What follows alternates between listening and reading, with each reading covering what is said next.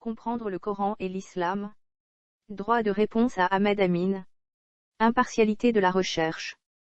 À la fin de la dernière vidéo présentant l'histoire réelle du Coran, invitation avait été faite à vos questions, que vous pouvez envoyer directement à l'adresse électronique, comprendre le Coran en un mot, @laposte.net.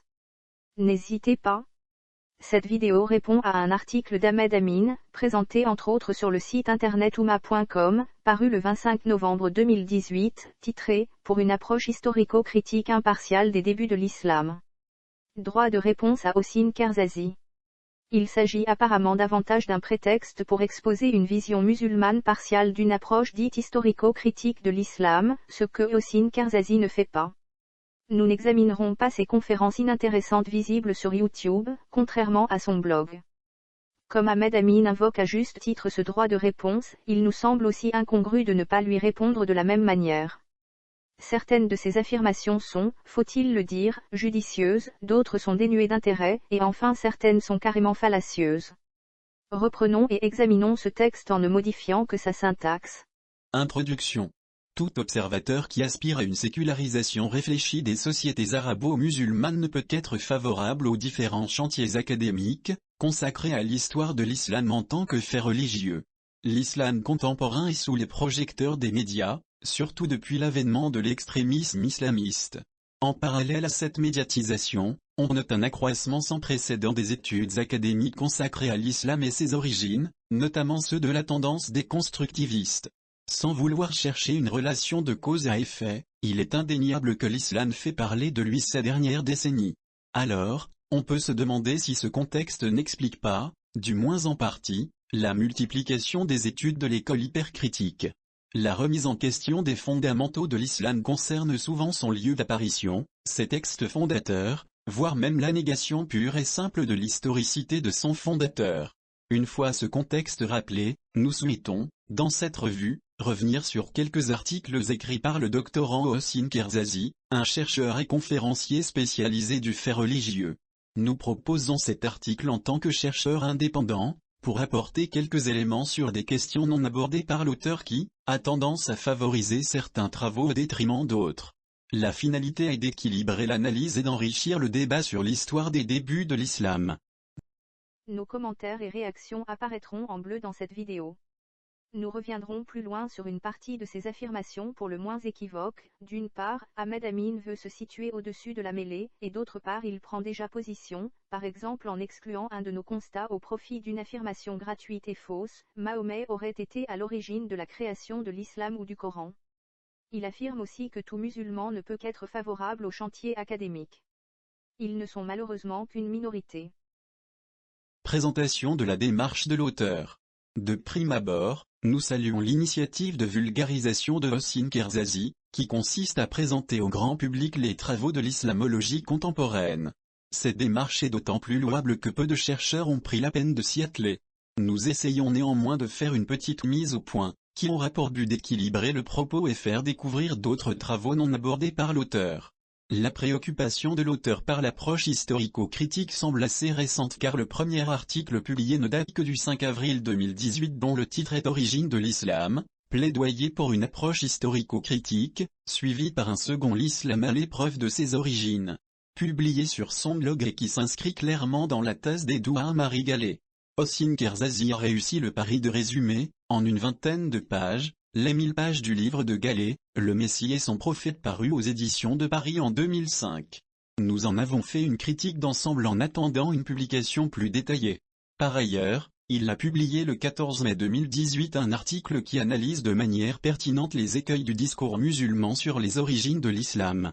Ce dernier met en lumière les procédés de certains intellectuels musulmans qui vivent dans ce qu'il qualifie l'illusion d'une histoire mythique et complètement déshistorisée, en décalage total avec les trouvailles les plus récentes en matière de recherche historique. Notons enfin que plusieurs éléments montrent l'intérêt tout à fait récent de l'auteur pour les thèses hypercritiques. Nous citons dans ce qui suit deux indices significatifs.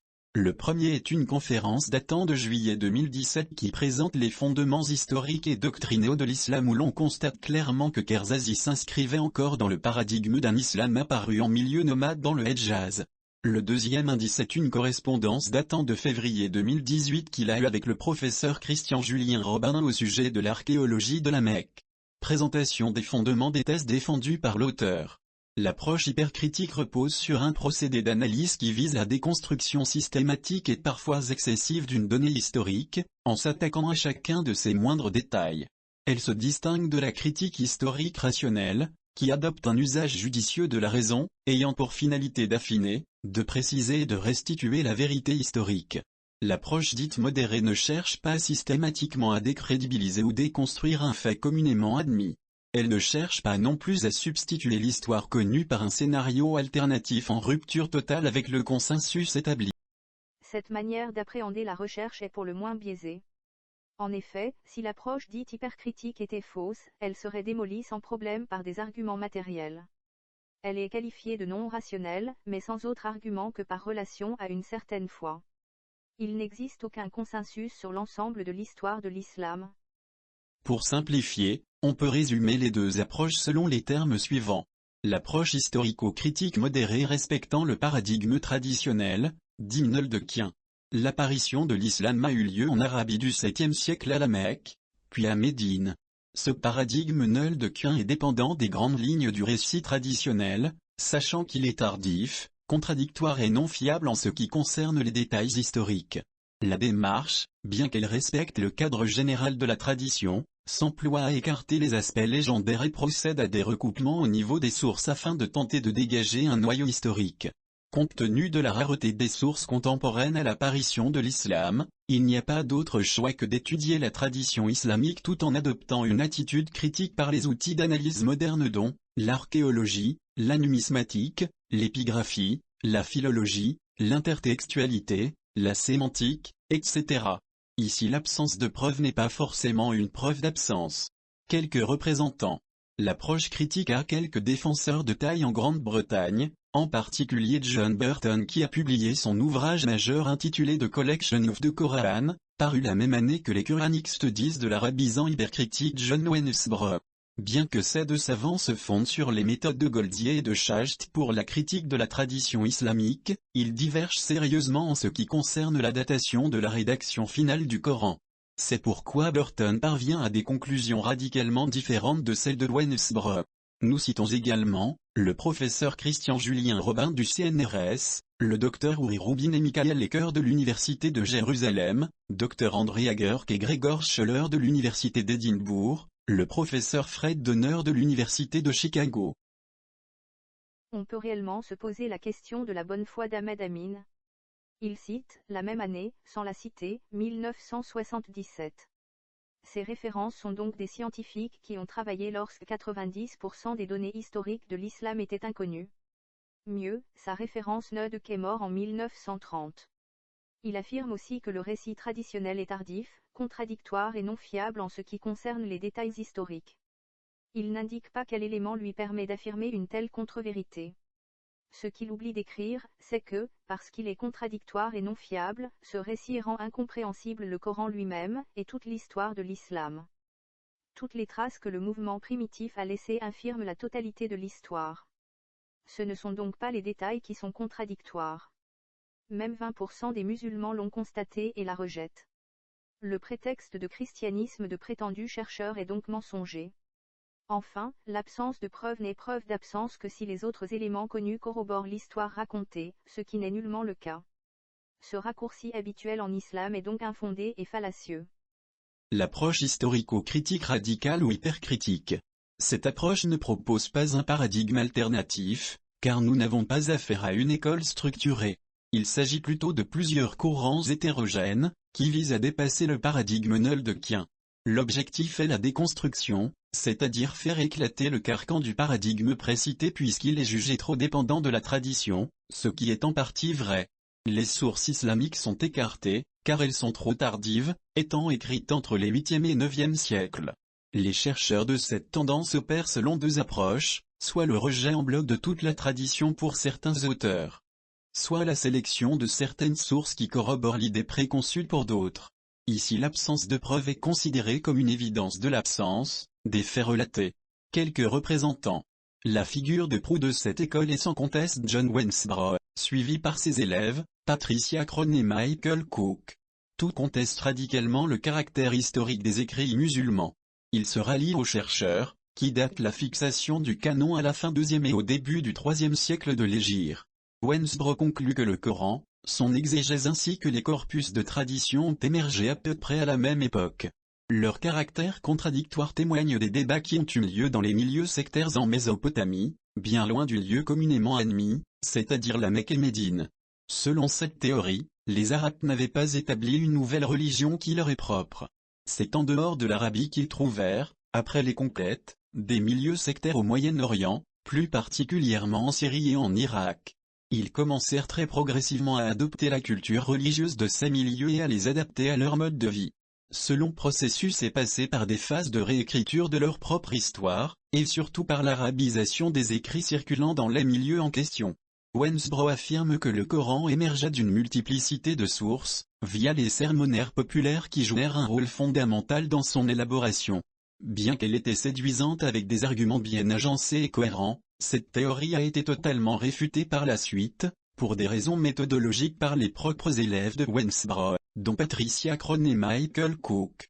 Mais l'élément fondamental qui va à l'encontre de cette théorie est surtout la découverte d'ouvrages traitant d'exégèse coranique bien avant le 8e siècle. Pour Ahmed Amin, leur objectif est de faire éclater la Sunna. Cette affirmation est à nouveau fallacieuse, les chercheurs constatent qu'elle est anachronique. Pour comprendre les événements du 7e siècle, il faut tenter d'écarter le voile qui a été ajouté au 9e siècle. Il ne s'agit pas d'un objectif, mais d'une procédure scientifique cohérente. Si des chercheurs avaient rejeté l'entièreté de la tradition musulmane comme nous avons tenté de le faire, ils auraient probablement compris ce que nous avons découvert. Aucun chercheur n'a malheureusement réussi cette évacuation complète. Affirmer aussi que les chercheurs ont agi et agissent selon des idées préconçues relève de l'insulte, ils essaient maladroitement d'affirmer des faits uniquement au départ de constats matériels. Ceux qui agissent au départ d'idées préconçues et avec des objectifs à atteindre ne peuvent être qualifiés de chercheurs. John Westbrough est décédé en 2002. Les chercheurs musulmans confirment une telle datation de la Sunna. Il suffit simplement de constater les dates de naissance et de décès des collecteurs de hadiths pour s'en rendre compte. Ahmed Amin a numéroté ses notes de bas de page de 1 à 70. Mais, pour la découverte d'ouvrages traitant d'exégèse coranique bien avant le 8e siècle, il n'y a aucun détail. Et même les orientalistes musulmans n'en tiennent pas compte. À nouveau une mauvaise foi de sa part. Ou des documents faux. Les grandes lignes de la thèse d'Édouard Marie Gallet. Cette thèse représente en réalité la synthèse des travaux précédents, notamment ceux de Ray Pritz, Michael Cook, Patricia Crone, Alfred Louis de Prémar et de bien d'autres. Selon Gallet, l'islam serait l'aboutissement d'un processus qui se décline en 3 étapes. La première étape en Syrie. Les artisans de l'islam primitif seraient les judéo-nazaréens, des chrétiens hérétiques, qui s'étaient réfugiés en Syrie loin de la persécution de la grande église, dans des petits villages, comme celui de Latakia. Ces groupes sectaires auraient échafaudé un projet de reconquête de la terre promise. Dans un élan messianiste et sur fond eschatologique, ils ont eu l'idée d'enrôler un groupe d'Arabes installés en Syrie dans la perspective de constituer une force armée capable de libérer la Terre Sainte, rebâtir le temple afin d'atter le retour de Jésus. Ces judéo-nazaréens auraient fait croire aux Arabes qu'ils sont cousins de par leur filiation commune à Abraham. La prédication délivrée aux Arabes a consisté à leur prêcher la doctrine nazaréenne, d'essence messianiste et guerrière. Les Nazaréens auraient fait usage de feuillets écrits en syro-araméen, ce qui va être considéré par certains chercheurs comme étant le matériau primitif du Coran. C'est la thèse qui a été soutenue par Mingana et reprise par Lou Lingley et Luxembourg. La deuxième étape en Palestine. La coalition judéo-arabe aurait réussi l'exploit majeur de faire tomber les 2 empires perses et byzantins, profitant de leur mutuel épuisement. Ceci leur a permis la reconquête de la Terre Sainte et la reconstruction du Temple de Jérusalem. Le drame est que le Messie tant attendu par les Juifs nazaréens, mais aussi par les Arabes n'était pas revenu, une grosse déception a gagné le cœur des nouveaux convertis au nazaréisme. Le malaise aurait été tellement important au point de causer la rupture totale entre les Arabes et les Nazaréens. Ces derniers étant moins nombreux, ils auraient été éradiqués du premier jusqu'au dernier. Les califes arabes auraient réussi non seulement l'extermination des judéo-nazaréens, mais également la destruction de toutes les traces de leur existence. Par la suite la voie était totalement libre aux Arabes pour bâtir leur propre empire. La troisième étape en Syrie, en Irak et en Arabie était marquée par l'utilisation des fameux feuillets assyro-araméens traduits en arabe, pour créer le Coran. C'était également l'étape qui avait permis la création d'une figure prophétique, en habillant le commandant de l'armée judéo-arabe par un récit mythique visant son édification religieuse. Ce dernier processus aurait pris le temps nécessaire pour faire les remaniements indispensables à la fondation de la nouvelle religion, afin de concurrencer le judaïsme et le christianisme. Donc, il aurait fallu créer un livre, le Coran, un prophète, Muhammad et un lieu de culte, le dôme du rocher, puis la Mecque. Nous n'avons pas pour but de défendre la thèse du père Gallet. Nous avons même réalisé une vidéo qui montre ces erreurs, et entre autres que ces constats sont infirmés par le Coran et par l'archéologie. Cela ne l'empêche pas de montrer des circonstances initiales exactes. Dans nos vidéos, nous tentons de combattre les mensonges, d'où qu'ils proviennent. Dès lors, nous ne pouvons que condamner certaines phrases d'Ahmed Amin qui déforment complètement cette thèse. Les judéo-nazaréens n'étaient pas des chrétiens hérétiques, mais des juifs qui acceptaient le titre de Messie de Jésus-Christ. On ne peut pas être chrétien et ne pas reconnaître la mort et la résurrection de Jésus. Ils avaient fui la Terre Sainte de par la chute politique de Jérusalem en 70. La grande Église n'existait pas encore. Le but des judéo-nazaréens n'était nullement militaire, mais religieux. S'il y avait eu volonté finale de reconquête de la Terre Sainte, c'était avec l'aide du Messie. Et pour que le Messie revienne, selon plusieurs prophéties, il fallait que le temple de Jérusalem ait été reconstruit. Si les Juifs et Arabes sont cousins, c'est clairement le Coran qui le montre, les uns étant fils d'Isaac, les autres de son frère Ismaël. Ahmed Amin ignore-t-il le Coran? Plusieurs preuves historiques montrent que des tentatives de reconstruction ont eu lieu. La dernière tentative s'impose encore aujourd'hui et est l'objet de nombreuses tensions politiques, le dôme du rocher. Il semble ardu de contester l'existence de cette construction datant comme par hasard du 7e siècle. Enfin, s'il n'y avait pas eu d'union entre ces Juifs et ces Arabes, il n'y aurait eu aucune raison d'avoir un Coran en arabe, alors que ce même Coran indique à 12 reprises de consulter la Bible que ces Juifs comprenaient sans problème en hébreu. Si le récit sur Ismaël a ainsi été échafaudé d'une manière pour le moins caduque, ce n'est pas sans raison. Les musulmans n'ont pas encore pu définir avec certitude lequel des deux frères aurait échappé au sacrifice, et ce que signifie un tel sacrifice. Il n'y a donc jamais eu de Coran en syro-araméen, mais bien un texte initial pensé en syro-araméen, et écrit en arabe pour les Arabes. Les grandes lignes de la thèse de Dan Gibson. Contrairement à Patricia Crone, Dan Gibson sélectionne dans les sources islamiques ce qui corrobore son hypothèse. Il n'a pas proposé de critères de choix préalables, ni une méthodologie à suivre pour l'usage des sources historiques.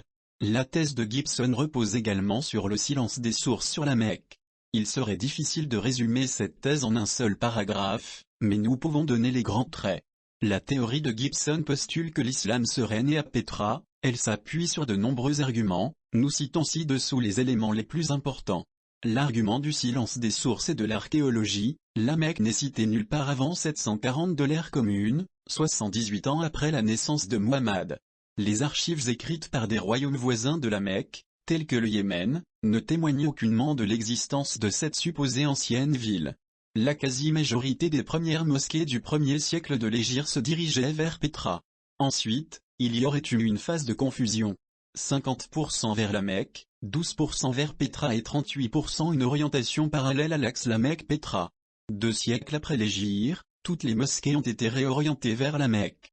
La géographie coranique ne correspond pas à un lieu désertique comme le Hedjaz, la faune et la flore sont inadéquates, la pêche de poissons, la proximité de la mer, description d'animaux introuvables à la Mecque comme le porc, les vaches, etc. Les récits coraniques évoquent plus l'Arabie du Nord, les Hades, les Tamouds, ainsi que le peuple de Madian et la ville de Lot, etc. La Mecque est décrite dans le Coran comme étant la mère des cités, une sorte de capitale. Ceci n'est pas démontrable pour la Mecque, mais s'adapte mieux à Pétra, au regard des vestiges archéologiques. La Mecque n'a pas de vallée distincte ou de montagnes importantes comme décrites dans le Coran et la tradition, alors que Pétra correspond mieux à cette description, une vallée, montagne de Safa et Marwa, les deux Tania, etc. L'écriture arabe s'est développée à partir du script nabatéen tout comme le Coran, ce qui soutient la thèse que l'islam serait né au nord de l'Arabie. Des panneaux de pierre, pour les jeux de hasard tels que ceux mentionnés dans le Coran, ont été trouvés à Petra mais jamais à la Mecque. On a découvert également des vestiges de bains publics, des bétiles des fameuses divinités d'Alat, Ouza et Manat la troisième, des traces de batailles importantes près de Petra, mais pas une seule à la Mecque. Pour de plus amples informations sur ces thèses hyper critiques, nous renvoyons le lecteur à notre ouvrage intitulé « L'islam de Petra, réponse à Dan Gibson », où nous avons présenté les travaux de Gibson accompagnés de contre-arguments, surtout ceux du professeur David King, d'Ahmad Jason Deus, avec un arbitrage scientifique par le Dr Rick Cox, islamologue de l'Université d'Édimbourg. Dans cet ouvrage, nous avons consacré un chapitre entier aux axiomes de l'islamologie contemporaine avec une brève présentation des différentes écoles et leurs critères d'historicité. Pour information, Dan Gibson a vécu dans la péninsule arabique. Il s'est déplacé personnellement dans de nombreuses mosquées et a relevé des absences de concordance systématique entre les textes musulmans et les faits matériels. Aucun de ceux qui ont démenti ces travaux n'ont agi de la même manière. C'est pourquoi, dans l'histoire de l'islam que nous avons reconstituée, nous avons utilisé ces constats qui concordent parfaitement à la chronologie du Coran que nous avons vu se rétablir. Analyse de son article intitulé Les hadiths aux abois. Notre objectif n'est pas de remettre en question les propos de l'auteur sur les problèmes posés par la tradition, c'est une question fort bien connue en milieu académique depuis les travaux de Goldziher, Joseph Schacht et Gauthier Ayou de Hinbol. Nous sommes tout à fait d'accord sur les grandes lignes à savoir le caractère tardif de la rédaction systématique des hadiths, l'existence de contradictions et d'incohérences, la nature purement déclarative des chaînes de garants. Dans son article suscité, l'auteur propose une confrontation entre les données de la tradition d'une part, et les données archéologiques et témoignages externes d'autre part. La finalité est visiblement de mettre en relief le fossé qui existe entre les approches historiques et confessionnelles. Nous n'avons vu aucun chercheur procéder de cette manière, dans un article consacré aux hadiths. Il s'agit d'un mélange de la critique des hadiths à d'autres domaines d'analyse historico-critique, comme l'épigraphie ou l'archéologie. L'auteur a pris la liberté d'introduire la question de l'historicité de la Mecque et celle de Muhammad. Cette option est tout à fait possible mais à ce moment-là, il aurait fallu changer l'intitulé de son article et le présenter comme une suite de son approche historico-critique. En outre, nous aurions aimé lire un article avec une approche plus nuancée, qui n'écarte pas les travaux exploitant de manière critique et judicieuse des sources islamiques. Pour l'historien, chaque récit a sa raison d'être, même ceux jugés faibles par les traditionalistes. Le choix des récits doit obéir à des critères de sélection prédéfinis au préalable par le chercheur. Certains chercheurs proposent une approche rationnelle et modérée qui se situe entre les deux extrêmes. D'une part l'approche traditionnelle basée en grande partie sur l'analyse des chaînes de garants. Et d'autre part, la critique radicale qui rejette en bloc tous les récits de la tradition aux motifs mentionnés précédemment. Il ne s'agit pas de notre part d'accorder une confiance aveugle à la tradition musulmane, mais d'exiger de l'impartialité, c'est-à-dire de ne pas passer sous silence les travaux critiques de l'école orientaliste comme ceux du Dr Al-Azami, du professeur Jonathan Brown, ou ceux du professeur Aral Monsky, pour ne citer que les plus marquants. Le grand orientaliste Goldziher, suivi par Joseph Schacht, ont été les initiateurs de l'hyperscepticisme vis-à-vis de la tradition. D'ailleurs ils ont reçu une critique sérieuse par Nabia Abbott qui fait état d'écrits systématiques pendant la période omeyyade de 40 à 132 du calendrier musulman, ou 660 à 750 de l'ère commune. L'étude critique de Nabia Abbott a été suivie par celle de Fouad Chesjin, tous les deux ont affirmé qu'une écriture systématique existait déjà en Arabie pré-islamique. Par la suite dans les années 1990, la recherche sur la tradition a connu un nouvel élan avec les travaux de Gregor Scheller dans son livre Caractère et authenticité des textes musulmans. Je note enfin une étude critique très importante concernant la thèse de Joseph Schacht. C'est une thèse de doctorat réalisée par le Dr Fahal Oumodi à l'université de McGill en 2006, où l'auteur pointe, exemple à l'appui, les failles de la théorie de Schacht. L'auteur a omis par exemple de rappeler l'existence de quelques fragments de papyrus de hadith qui remontent au 1er siècle de l'Hégire. Parmi lesquels nous citons le fragment AP 00259 qui relate un rico attribué à Oumar ibn el-Khattab. Comme l'a démontré Petra Seipestein, une spécialiste de l'université de Leiden, reconnue dans l'expertise des papyri. Sommes-nous condamnés à rejeter la tradition islamique en bloc? La réponse est oui, à en croire l'école à laquelle appartient notre auteur.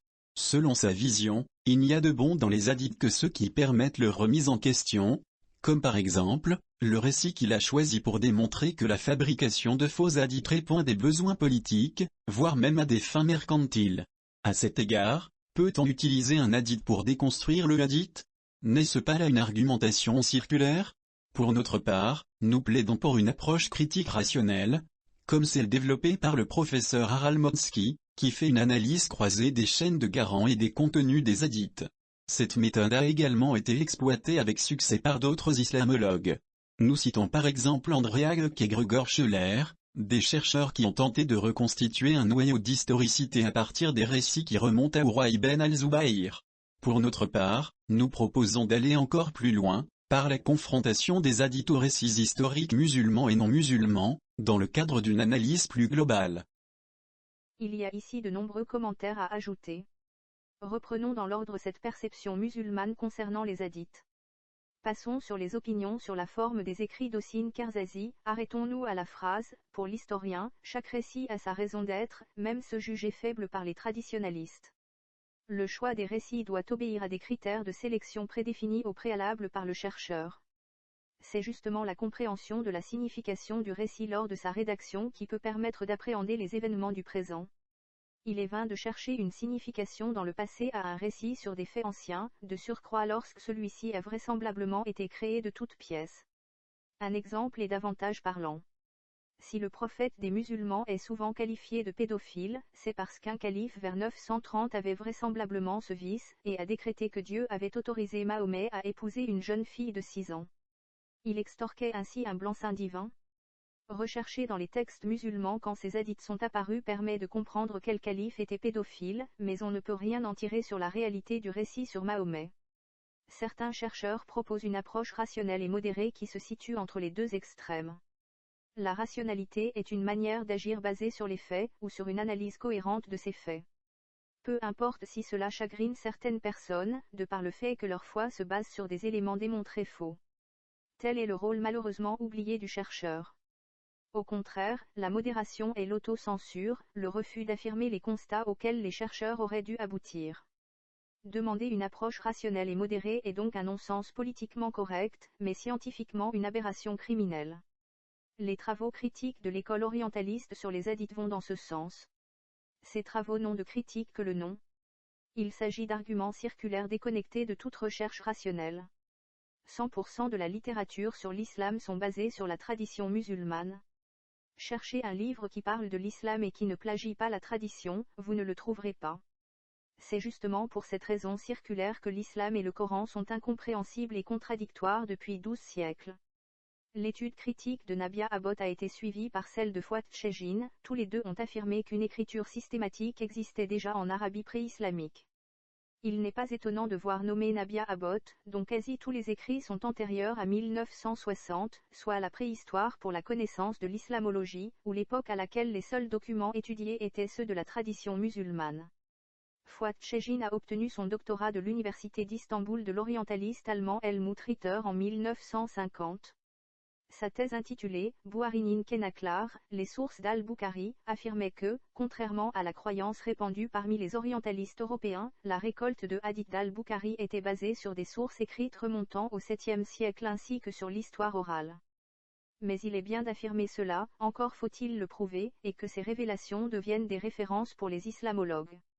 Et ces travaux ont été délaissés d'une manière collégiale, car aucun écrit n'est connu, ou même n'a été nommé dans la tradition musulmane. Venons-en à la preuve montrée par Ahmed Amin, et ce petit bout de parchemin, attribué à Umar ibn al-Khattab, comme l'a démontré Petra Saipe-Usteigne, une spécialiste de l'université de Leiden. Dans sa note de bas de page, Ahmed Amin renvoie au site internet academia.edu. Le contenu est croustillant.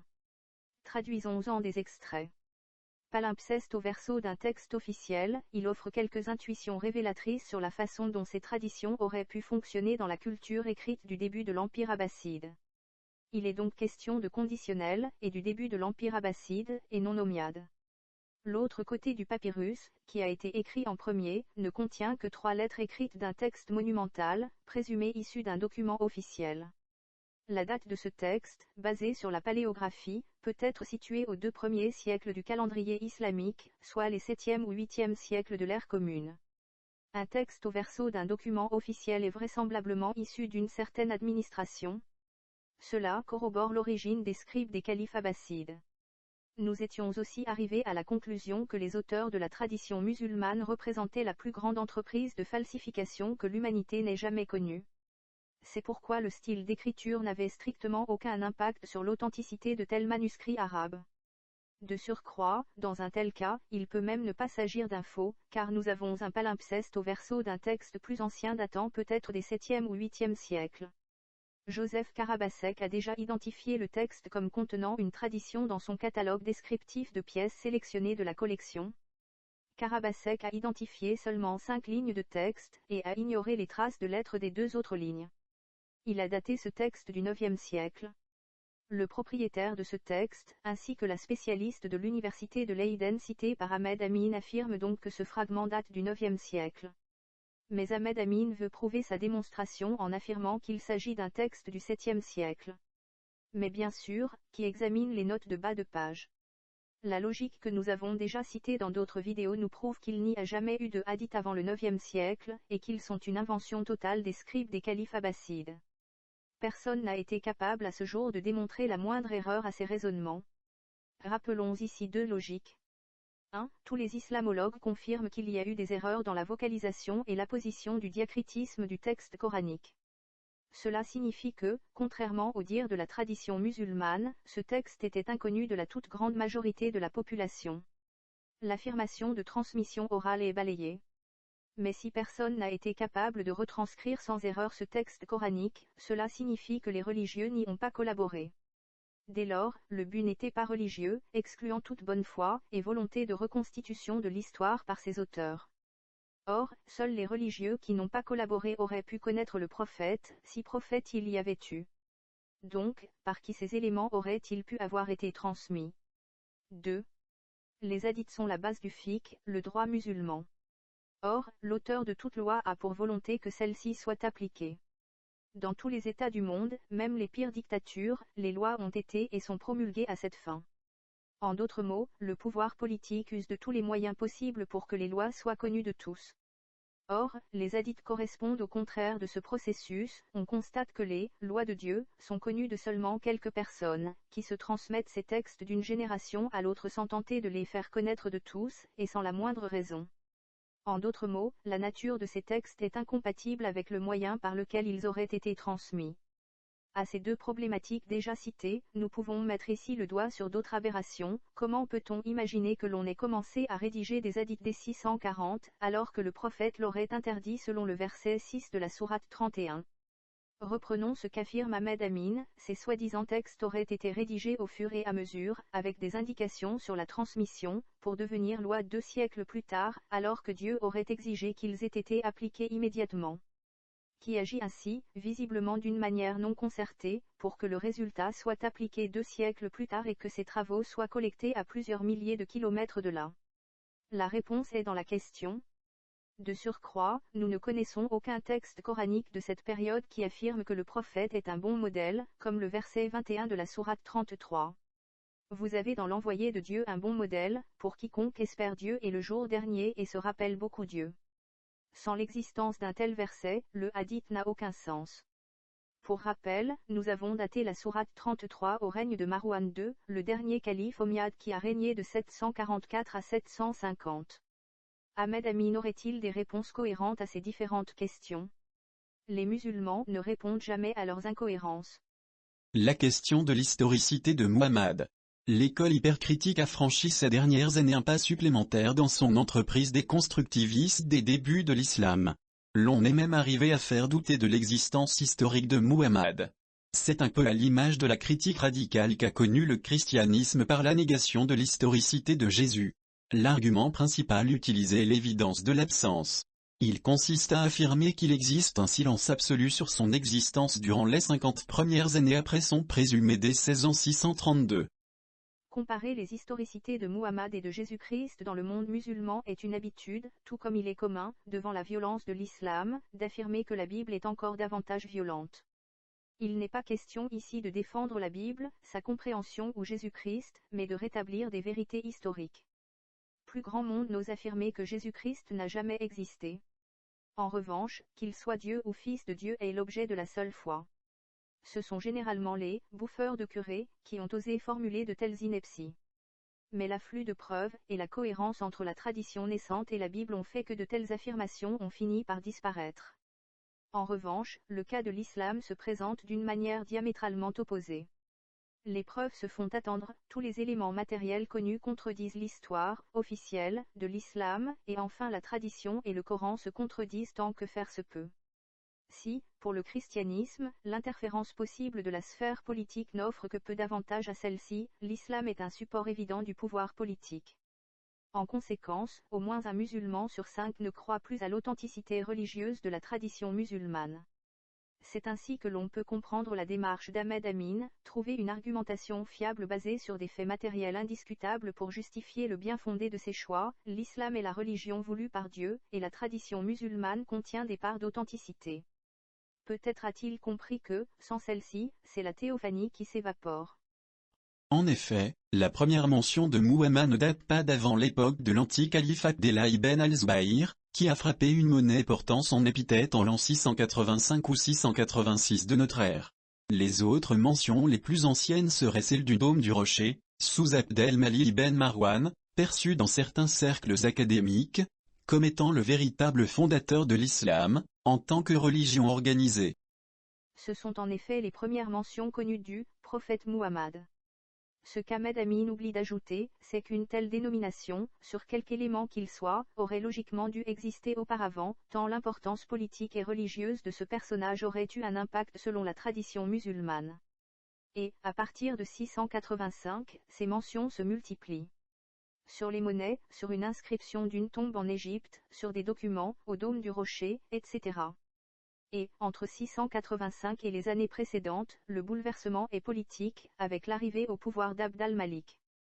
Ce qu'Ahmed Amin oublie aussi d'ajouter, ou ne l'a-t-il pas perçu, est le trouble des islamologues concernant ces mentions. En effet, hormis sur le dôme du rocher, elles ne sont que très courtes, et ne permettent pas de rétablir le contexte politique de cette soudaine apparition. Aucun islamologue n'est capable d'expliquer les inscriptions du dôme du rocher. Il constate une sorte de double langage, deux styles d'inscription bien différents et pourtant parfaitement simultanés. Pour les unes, il n'est pas question de prophète, mais bien de Jésus-Christ, alors que Muhammad est le point d'orgue des autres. Et le sens de ces inscriptions est de surcroît incompréhensible, car Muhammad apparaît comme un personnage présent. Que Dieu le bénisse, et ses anges, et ses prophètes le protègent et aient pitié de lui. S'il est le prophète choisi par Dieu, pourquoi prier Dieu pour qu'il soit béni, pourquoi demander une protection divine pour quelqu'un qui ne peut qu'être au paradis depuis 60 ans?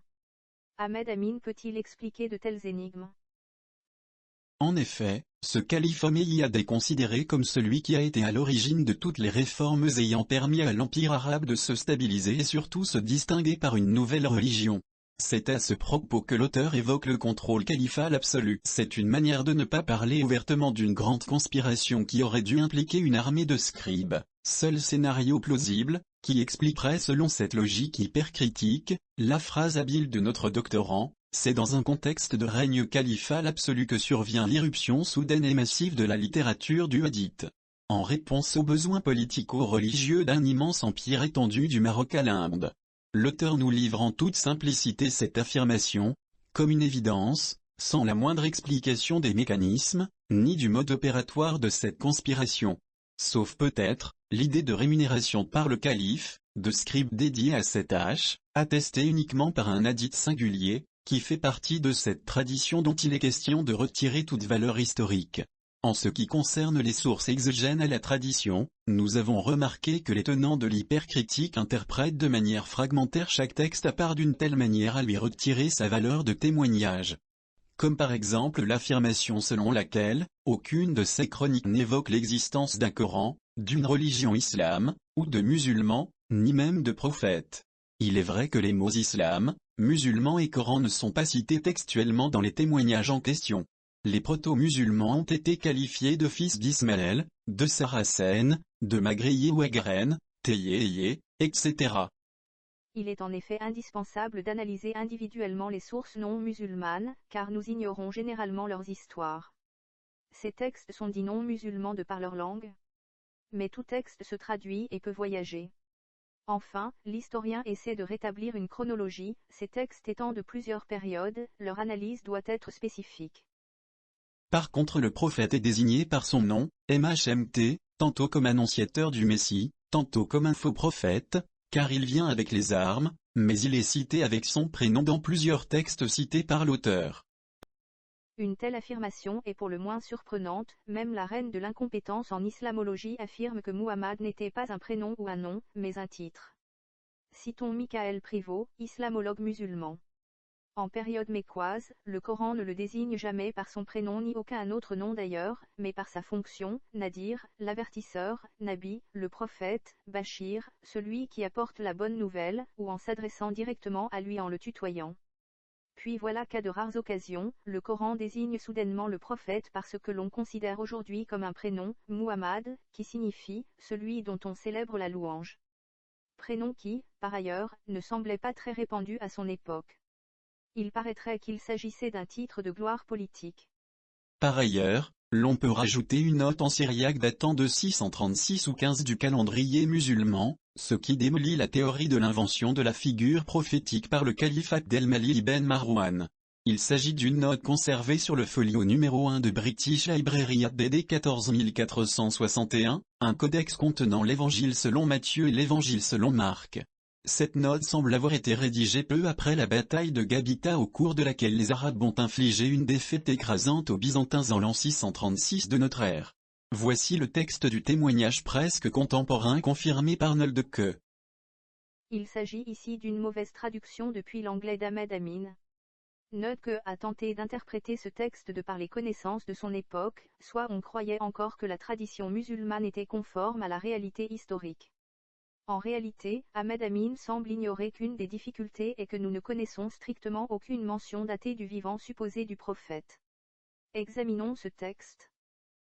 Et en janvier, ils ont pris la parole pour leur vie, ils l'ont fait, les fils d'Emassa, c'est-à-dire Ims, et de nombreux villages ont été ruinés par les Turidais, Tayei, ou Arabes de Muhammadou, et un grand nombre de personnes ont été tuées et des prisonniers, ont été emmenés, de Galilée aussi loin que Beth.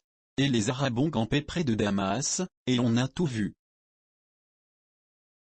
Ahmed Amin, comme de nombreux musulmans, affirme qu'il n'est pas possible de nier l'existence du prophète Mahomet de par cette mention le nommant.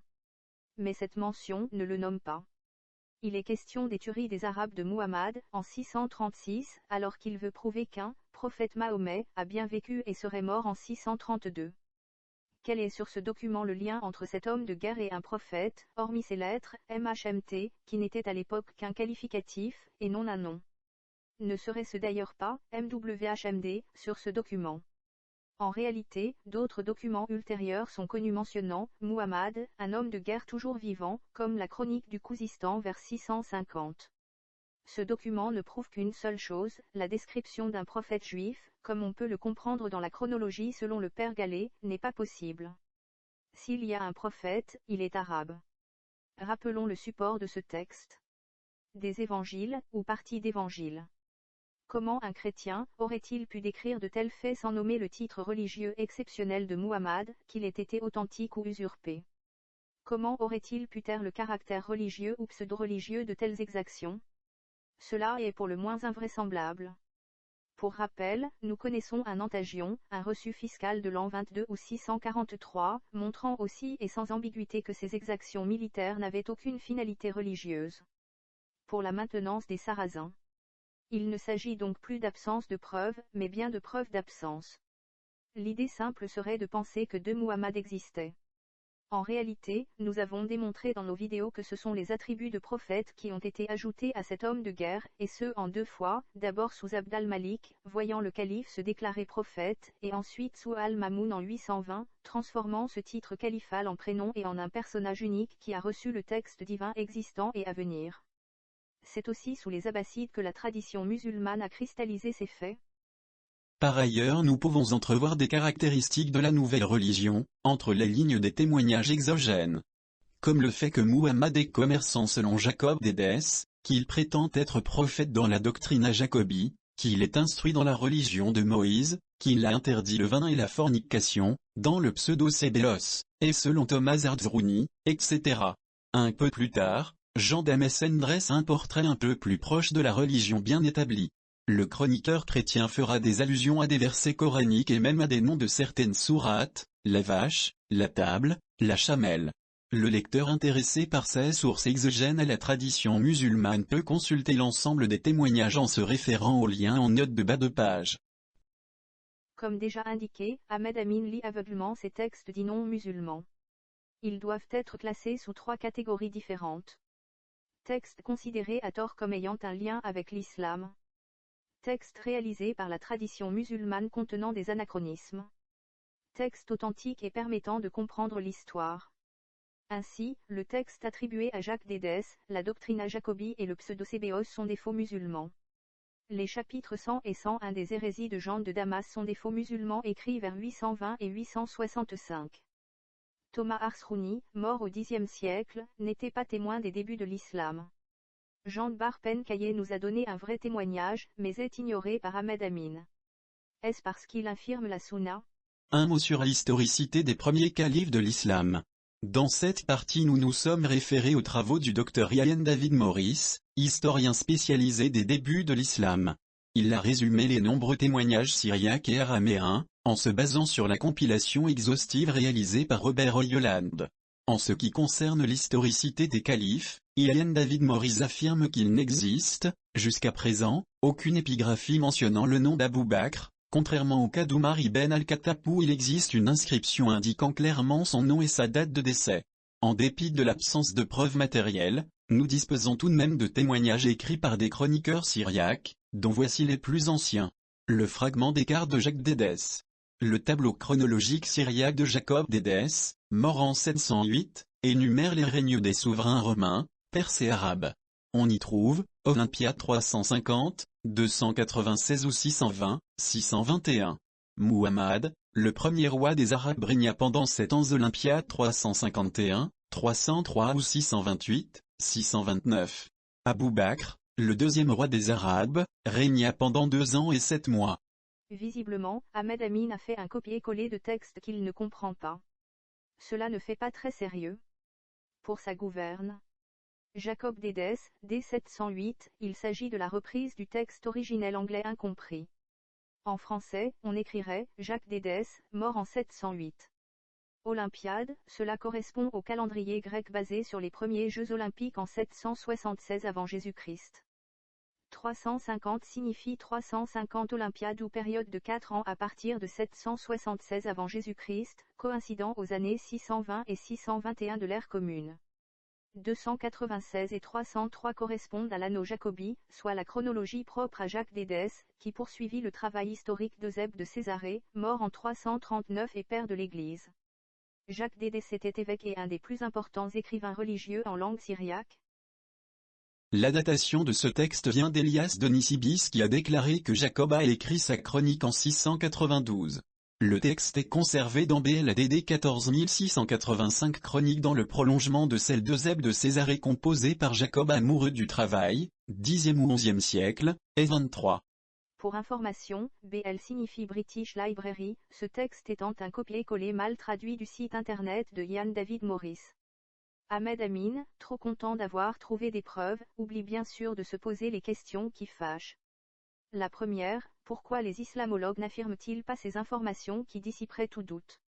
La réponse est très simple, l'origine de ces textes est plus que douteuse. En quoi Mahomet était-il, roi des Arabes? Il n'avait en effet pas de royaume. Mieux, selon la tradition musulmane, en 620 ou 621, il aurait dû fuir. Ce texte montre que ce faux est antérieur à l'invention de l'hégire, qui est arrivé tardivement dans la tradition musulmane. Comment Jacques d'Édesse aurait-il pu, en 692, connaître des événements mineurs, en tenant compte de l'importance de la Mecque et Médine selon la tradition musulmane, événements distants de 2000 km et vieux de 60 ans, alors que nous n'en avons aucune autre trace? Enfin, Élie de Nisib, en syriaque Elia Bar Sinaa, était un évêque de langue syriaque et arabe né en 975. Comment aurait-il ainsi pu dater des événements qui auraient eu lieu 3 siècles auparavant, alors que l'histoire avait été entre-temps effacée? La liste d'un chroniqueur syriaque anonyme datant de 702 de notre ère. Le texte est conservé dans BLADD 17193, folio 17a. Robert Holland a noté que la liste se trouve dans un manuscrit de la fin du IXe siècle au contenu très varié, intercalé entre des phrases choisies des proverbes de Salomon et des extraits du discours d'Isaac d'Antioche sur la prière. La liste des califes de Thomas le Presbyte. Elle est semblable aux listes ci-dessus, elle est datée de 724 après Jésus-Christ, puisqu'elle se termine avec le règne de Yazid ben Abd al-Malik. Le texte est conservé dans BLADD 14643, XIIIe siècle, dernier folio. Les mois précédant l'arrivée de Muhammad, à Médine. Et Muhammad lui-même a vécu, encore, 10 ans. Et Abou Bakr, 2 ans, 6 mois. Et Oumar, 10 ans et 3 mois. Il semble qu'il n'y ait aucune contestation sur les noms des différents califes. Un chercheur doit se poser les bonnes questions, que signifie le terme « calife », quand et par qui le califat a été instauré, etc. On peut aussi citer n'importe quelle source. Encore faut-il qu'elle soit authentique, et se poser les questions ad hoc. Concernant les califes, la source la plus sûre qui soit existe, les monnaies. Mais, est-ce un hasard, elles sont muettes pour la période antérieure à Mouiya, les monnaies de l'ennemi byzantin étaient utilisées. Comment est-ce possible? La question de l'historicité de la Mecque. Présentation du problème. L'argumentaire des tenants de la thèse de la non-historicité de la Mecque initiée par Crone, et repris par Yehuda Nevo, Gallet et bien d'autres, se base essentiellement sur 2 principes. Écarter les données de la tradition, jugées trop tardives et peu fiables. Abuser de l'argument du silence des sources, pas de mentions équivaut à l'absence d'historicité. Cette présentation est à nouveau fallacieuse. Il ne s'agit en aucun cas d'une volonté délibérée, mais de constat. La tradition musulmane est incompatible avec la Mecque, et cette cité n'a fait son apparition sur les cartes géographiques qu'en l'an 900. Les cartes antérieures étaient fiables. Comment pouvait-il y avoir un pèlerinage alors que les pèlerins ignoraient où ils devaient se rendre? Dès lors, il n'y avait antérieurement que des rochers et du sable. La première trace de la Mecque est une inscription datée de 699.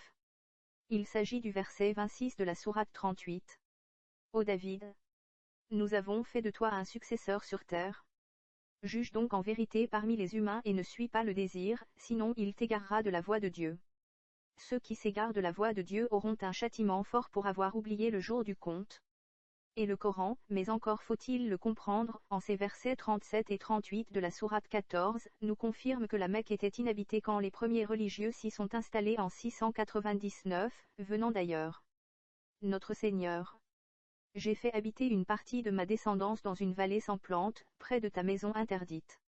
Notre Seigneur. Afin qu'ils accomplissent la prière. Fais donc que se penchent vers eux les cœurs d'une partie des humains. Attribue-leur des fruits. Peut-être remercieront-ils. Notre Seigneur.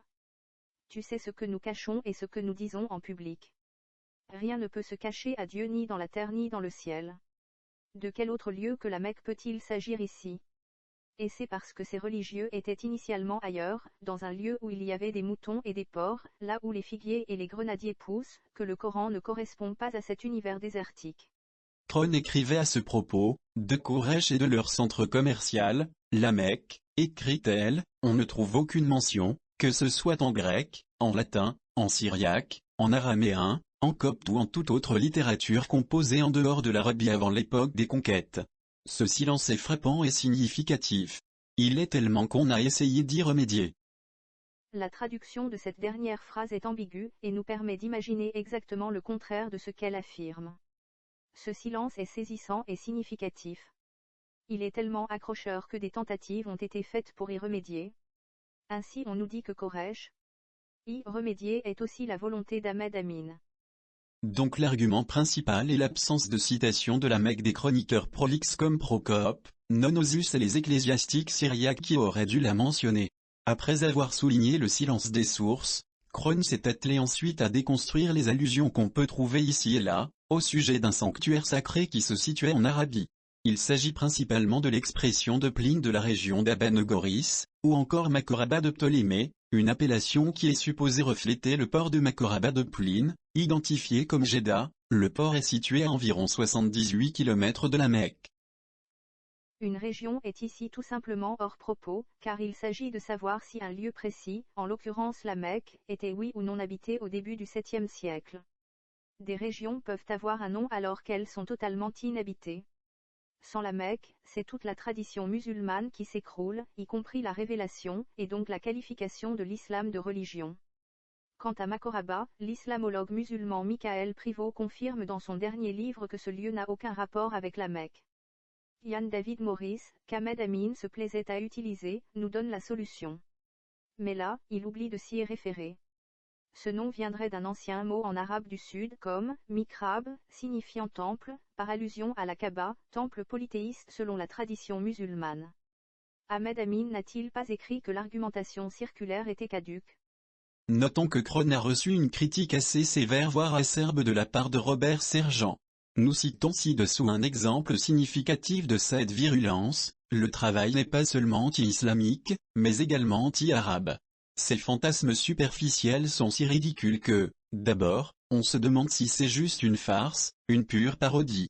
Étant donné que les auteurs professent être des historiens de l'islam, ils sont tristement hors sujet avec la recherche contemporaine sur l'islam, ennuyeux piège de l'histoire, humeur prétentieuse. On peut aussi être virulent envers Ahmed Amin. Robert Bertram Sergent a pris sa retraite en 1981, est décédé en 1993, et le premier livre de Patricia Crone date de 1987. Quels sont les éléments matériels de sa critique? Que savait-il, à la fin de sa vie, des dernières découvertes? N'est-ce pas simplement la croyance aveugle des anciens opposée au doute des plus jeunes? Ian David Morris a aussi écrit, concernant ce même livre. Le plus important jusqu'à présent était celui de Patricia Crone, décédée en 2015. Dans un livre brillant et controversé, La Mecque des affaires et la montée de l'islam. Pour lui, ce livre était brillant. Ahmed Amin n'a-t-il pas vu ce commentaire? Plus important, il ne s'agit ici que d'affirmations basées sur la tradition musulmane, car, comme l'affirme Ahmed Amin lui-même, nous ne connaissons aucun autre témoignage de la Mecque issu de cette tradition musulmane. Il veut donc prouver la Mecque par une argumentation circulaire, en condamnant un tel type d'argumentation, mais en faisant oublier ce procédé. Il s'agit d'un beau défi. La rétraction partielle de Patricia Crone. Contrairement à ce que voulait nous faire croire Gallet, Gibson et ceux qui les suivent, Patricia Crone a réellement nuancé sa thèse sur le commerce mecquois depuis qu'elle a pris connaissance des travaux de. Passons ce passage, totalement dépourvu d'intérêt. Concernant l'absence de traces archéologiques dans la Mecque actuelle, il est clair que nous ne pouvons trancher sur cette question sans une prospection du sous-sol mecquois par une équipe internationale d'archéologues. Notons au passage qu'aucune découverte fortuite lors des travaux de construction autour de la Kaaba n'a été signalée par les autorités saoudiennes. Les découvertes archéologiques sont les seules qui ne mentent pas. La Mecque est donc la seule ville au monde qui n'a aucune trace d'un passé affirmé. L'ensemble de la ville a subi des percées tant pour les canalisations d'eau, d'électricité que pour Internet. Les fondations pour les immeubles ont nécessité de multiples travaux. En ce sens, la Mecque est bien une ville miraculeuse. Concernant les travaux des islamologues cités. Pour détourner l'attention, Ahmed Amin procède de la même manière que la tradition musulmane, en inondant de détails hors propos. Rappelons que toute cette histoire de Koréchite est une invention de la tradition musulmane, incapable d'expliquer correctement la sourate 106 Koresh, nous l'avons fait sans problème. Dès lors, ces 4 versets sont à la base d'une littérature délirante de par son abondance. Mais historiquement Koresh est un petit village en Syrie qui n'a aucun rapport avec la Mecque. Ces discussions entre islamologues ne sont donc que de vains propos dénués de la moindre historicité. Les témoignages historiques externes sur le pèlerinage, le Hadj. La chronique de Khuzistan, environ 660 de l'ère commune. Le chroniqueur mentionne le dôme d'Abraham et note que les Arabes affirment qu'Abraham a construit cette place du dôme pour le culte de Dieu et pour l'offrande de sacrifice. Il ajoute plus loin qu'ils adorent la base en l'honneur d'Abraham le père et le chef de leur peuple. Ce texte est vraisemblablement authentique, car on comprend dans celui-ci que Muhammad est toujours vivant, ce qui est incompatible avec un texte musulman. Hadj est le mot arabe signifiant pèlerinage. Les catholiques qui se rendent à Lourdes font donc aussi le Hadj. En cas de doute, le musulman, selon le Coran, doit vérifier dans la Bible.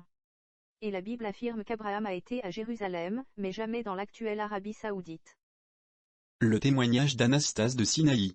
Ce texte écrit en grec est probablement l'un des plus importants témoignages négligés par les chercheurs, comme l'affirme le docteur Sean Anthony, islamologue contemporain de l'université de l'Ohio, Département des études du Proche-Orient.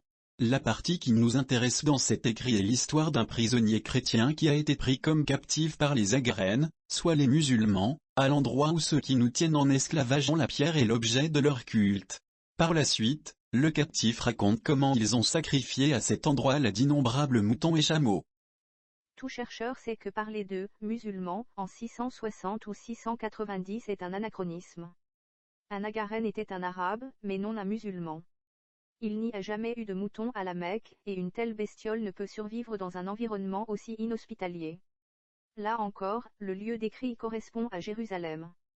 Comment un chrétien du Sinaï pourrait-il être témoin de faits se déroulant à 2000 km de chez lui? Témoignage de Jacob d'Édesse dans sa 4e lettre à Jean le Stylite.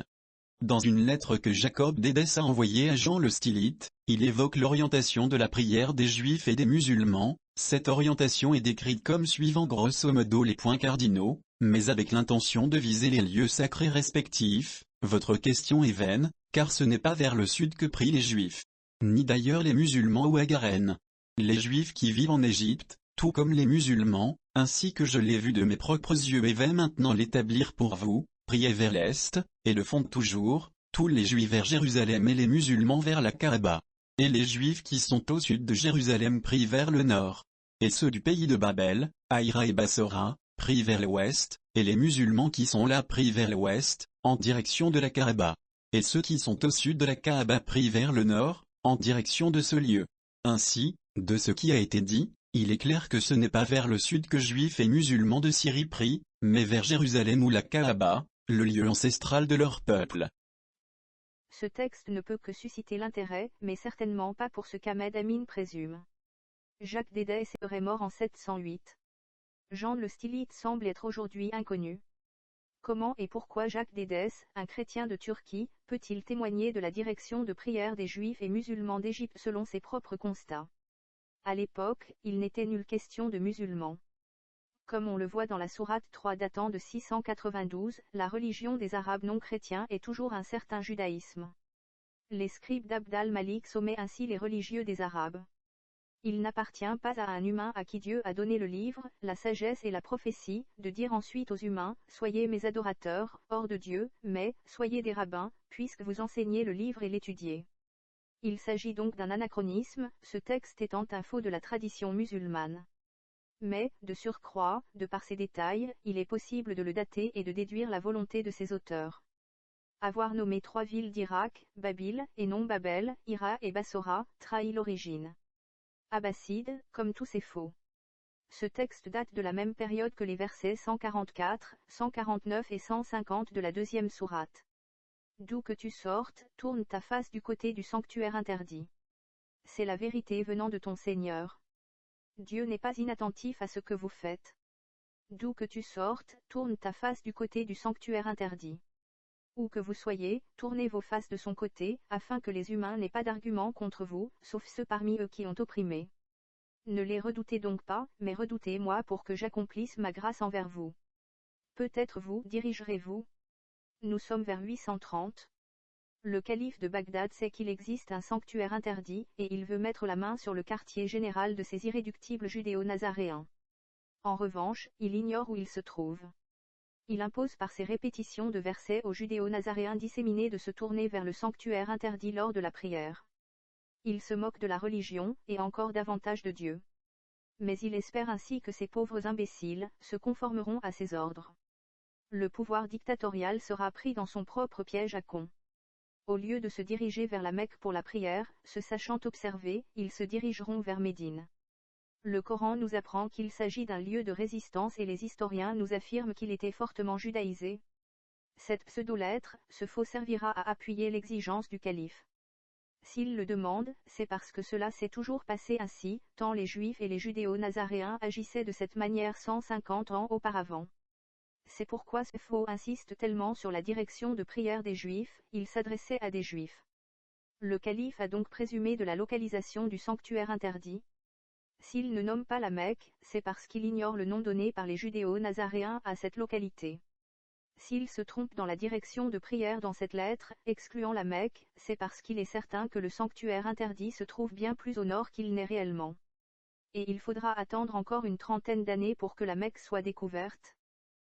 Un papyrus arabe de l'Institut oriental de Chicago. La papyrologue Petra Seipe-Stagne l'a publié dans un article où elle a fait la description et l'analyse d'une lettre du prince Omeyyad Ali Ben Abdelaziz qui contient une invitation à un certain Uqba ibn Muslim pour participer au pèlerinage. Il est particulièrement difficile d'affirmer quoi que ce soit sur ce papyrus. Il est daté avant l'an 300 et peut donc être un faux musulman. Le texte n'est pas traduit. On peut penser qu'il s'agit du pèlerinage de Jérusalem ou Baka, selon le verset 96 de la sourate 3. Un graffiti arabe daté de 91 ou l'année 710 de l'ère commune. C'est au mois de Dhul-Melkida qu'un certain Makladi ben Abi Makla a écrit une prière pour implorer le pardon de Dieu et pour que son pèlerinage soit accepté. L'inscription se trouve près de Tabou au nord de la Mecque. En évoquant les graffitis islamiques du 1er siècle de l'Hégire, nous signalons la sortie d'un travail très important réalisé par le professeur Julian Cole, historien de l'Université du Michigan, en collaboration avec l'érudit saoudien Abdullah al-Routeya al-Maktawi. Revenons-en à ce graffiti. Nous avons indiqué que la première installation à la Mecque datait de 699. Rappelons le début du verset 37 de la sourate 14 déjà cité. Notre Seigneur. J'ai fait habiter une partie de ma descendance dans une vallée sans plantes, près de ta maison interdite. Notre Seigneur. Afin qu'ils accomplissent la prière. La construction de la Mecque a donc commencé par le sanctuaire, la Kaaba. Le Coran mentionnait les pèlerinages. On peut donc penser qu'il y avait un début de pèlerinage à la Mecque en 710. Cela ne fait que confirmer notre chronologie, mais n'apporte rien à une volonté de preuve d'historicité antérieure de la Mecque. De surcroît, rien n'affirme non plus de manière absolue que c'était bien à la Mecque que ce pèlerin se rendait. Quelques remarques concernant l'historicité de la Mecque. Les 5 témoignages précités ne laissent aucun doute sur la réalité du pèlerinage et de l'existence historique du sanctuaire de la Kaaba même si ces témoignages ne précisent pas sa localisation exacte. Il serait plutôt judicieux de se poser la question, pourquoi Jérusalem est notée régulièrement sans discussion possible, alors que jamais la Mecque n'est ni notée, ni située. La seule explication possible est que, le pèlerinage, était synonyme de Jérusalem, ce qui ne signifie pas que d'autres pèlerinages secondaires n'existaient pas. Il serait tout aussi judicieux de se poser la question de l'absence du mot « pèlerinage » dans le Coran dit mécois. Il n'en est question que dans les sourates 2, 3, 22, 5 et 9. De même, pourquoi les sanctuaires multiples du Coran sont-ils devenus le sanctuaire unique dans la Sunna ? Et pourquoi seul le Coran médinois mentionne le sanctuaire interdit, alors qu'il aurait été le centre de l'opposition entre le prophète et les Mécois ? En l'état actuel de la recherche, il nous paraît difficile de nier totalement l'historicité de la Mecque, en l'absence d'une mission archéologique indépendante qui entame des fouilles dans cette ville. Ce serait vrai s'il n'y avait eu aucune percée dans le sol et dans le sous-sol. Mais toutes les canalisations sont enfouies, et strictement rien n'a été trouvé, hormis des éléments de période incontestés. La Mecque est la seule grande ville au monde qui ne possède pas de musée archéologique, alors que l'archéologie serait une preuve irréfutable. Si les archéologues ont longtemps été interdits, ce n'est pas sans raison. Le seul cas où l'auteur a rapporté un avis contraire aux thèses hypercritiques est le contenu d'une correspondance qu'il a eue avec le professeur Christian Julien Robin. Cet échange scientifique se résume en substance que Christian Robin n'est pas favorable aux thèses hypercritiques, il nuance l'argument du silence et trouve que le récit traditionnel renferme des éléments convergents difficiles à écarter d'un revers de la main. Ahmed Amin le confirme, il s'agit d'un avis d'un archéologue, comme d'autres avis d'islamologues vont dans le sens contraire. Il ne faut pas oublier la position délicate de Christian Robin, il est probable que, s'il affirmait le contraire, il ne pourrait plus entrer en Arabie Saoudite, et ne pourrait donc plus travailler. En revanche, de par le fait qu'il s'agit d'un avis, cela signifie clairement que strictement aucun élément matériel indubitable ne contredit cette thèse de l'absence de la Mecque en l'an 622, et dès lors de pèlerinage. En effet, Robin fait remarquer que l'absence de la mention de la Mecque dans les documents d'avant le 7e siècle est peu significative. Puisque cela ne voudrait nullement dire qu'elle n'existait pas auparavant, il rajoute ensuite qu'il n'y a aucune raison de douter de l'existence d'un sanctuaire et d'une petite bourgade à la Mecque dès le début du 5e siècle. Il considère au contraire que les thèses prétendant que la Mecque n'existe pas avant l'islam relèvent davantage de la polémique idéologique que de l'histoire. Conclusion. Pour conclure cet article, nous n'avons pas trouvé mieux que de paraphraser Hossein Kerzazi dans ce qu'il a écrit en guise de conclusion de son article sur les origines de l'islam. Il me paraît opportun de souligner que les travaux évoqués ci-avant, si leurs hypothèses devenaient avérées, sont encore loin de nous livrer une analyse claire de leurs tenants et aboutissants. Par ailleurs, nous ne pouvons que le rejoindre quand il affirme: l'histoire est redoutablement humaine, bien plus complexe que ce que les discours laissent croire. La démarche historique consiste à interpréter les faits et les témoignages pour ce qu'ils sont. L'historien raisonne en termes de probabilité qu'il atteint par la convergence d'éléments probants, laquelle peut aboutir à des certitudes. Nous invitons donc l'auteur à poursuivre ses efforts de vulgarisation mais de veiller à ne pas être sélectif en la matière, sachant qu'il le reconnaît lui-même, dans les termes suivants: il aurait fallu pour cela que je puisse accorder une même part de soins et de temps à d'innombrables champs épistémologiques, paléographie, codicologie, épigraphie, rhétorique, sémantique, etc. Espérant que nos remarques d'autodidacte attireront l'attention de notre chercheur, pour enrichir ses futures contributions aux travaux de l'islamologie contemporaine. Nos conclusions. Chacun a le droit de s'improviser donneur de leçons. Les islamologues nous en donnent la possibilité. En effet, on aurait l'impression d'une volonté délibérée, pour chacun d'entre eux, de se spécialiser. Nous avons des archéologues, des spécialistes en graffiti, en documents anciens, des linguistes, des spécialistes de la tradition musulmane, au moins un spécialiste des monnaies, des analystes des documents syriaques, etc. Mais, quand il faut faire coïncider le tout pour restaurer une histoire, on a l'impression qu'il n'y a plus personne. Comment la médecine pourrait-elle fonctionner sans médecins généralistes? Ceux qui auraient dû être les plus nombreux brillent par leur absence. Peut-on s'étonner dès lors de la stérilité de la recherche? S'agirait-il seulement d'une volonté délibérée? Laissons à chacun ses propres réponses. Visiblement, le politiquement correct étouffe le parler vrai. Il a peur, m'a dit récemment une personne amenée à travailler avec une sommité de l'islamologie européenne.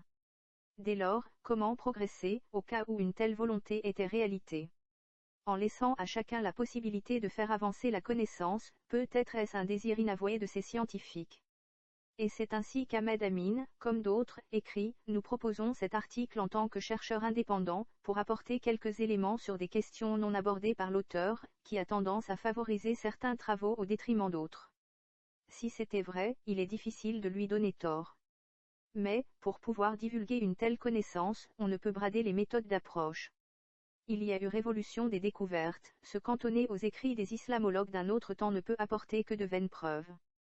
Trahir les constats des spécialistes ne peut mener qu'à des impasses. Agir comme si de nombreux éléments confirmés n'existaient pas ne mène qu'au fantasme. Et on pourrait continuer ce florilège que réalise Ahmed Amin. Des éléments venant du monde musulman lui-même auraient dû éveiller son attention. Le site internet islamique awareness.org, qui recense prudemment tous les éléments attestés sur les débuts de l'islam, feint ignorer le fragment AP 00259. C'est certainement parce qu'il est douteux, ou qu'il n'apporte rien.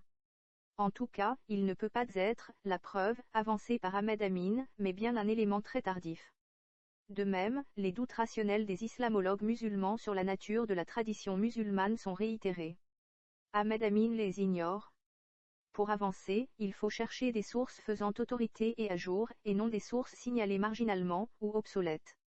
Mais, au départ de ces sources, on peut essayer de trouver d'autres analyses, pour peu qu'elles correspondent à l'entièreté des éléments connus. Par exemple, il ne faut pas montrer une monnaie mentionnant « Muhammad est l'envoyé de Dieu », sans montrer l'autre face de cette même pièce montrant des éléments du zoroastrisme, incompatibles avec l'histoire traditionnelle pourtant privilégiée. Il faut chercher de bonne foi et mettre sa foi de côté, et seulement, en conclusion, la confronter aux résultats.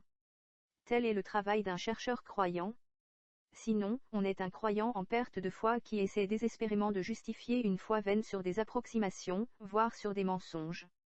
Comme de très nombreux musulmans, Ahmed Amin confond critique sur l'islam et agression sur sa foi.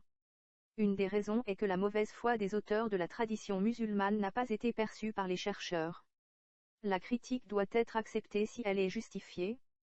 À tort, on pourrait croire que ceci n'a finalement que peu d'importance. La plupart des musulmans confirment que la tradition musulmane a été trafiquée par les califes. Mais leur foi leur dit que l'islam existait antérieurement, et ils veulent retrouver cet islam non dénaturé par des détails ajoutés. Donc, il est inconcevable que la Mecque, le prophète et le pèlerinage n'existaient pas. il y a de ce fait volonté de trouver des preuves pour justifier une foi. La volonté n'est pas scientifique, mais elle exige la preuve de l'histoire afin de retrouver la vraie religion voulue par Dieu. Mais une telle démarche ne peut qu'aveugler, car le point de départ est faux, et ne peut qu'amener des preuves circulaires. La preuve est faite de par les erreurs commises. Se pose ainsi une question vitale, le statut de la sunna. Les coranistes, qui refusent la sunna, n'ont pas perçu que c'était cette tradition musulmane qui déterminait la nature de la révélation divine. Ahmed Amin, au contraire, semble avoir perçu que, sans un minimum de cette sunna, il n'était pas question de théophanie, et donc de religion. Il lui est dès lors indispensable de prouver une antériorité à sa création réelle, comme l'ont fait les scribes des califes abbassides. Rien de plus logique dès lors qu'ils considèrent leurs différents faux comme éléments authentiques, sans se poser la question cruciale. Quelles étaient les volontés des auteurs des textes de la tradition musulmane? Dieu et le Coran nous donnent les réponses aux questions. Comme Ahmed Amin croit qu'il existait un islam et un Coran achevés avant les modifications marginales des califes, cela signifie, soit que Dieu l'a autorisé et voulu, soit que le Coran n'est pas divin. Le Coran n'affirme-t-il pas que Dieu est omniscient et omnipotent? Pour tout musulman, cette alternative conduit à deux impasses. Et, de par son histoire, l'islamologie a suivi le même chemin, incapable de se poser les bonnes questions, et de se dérouter du politiquement correct.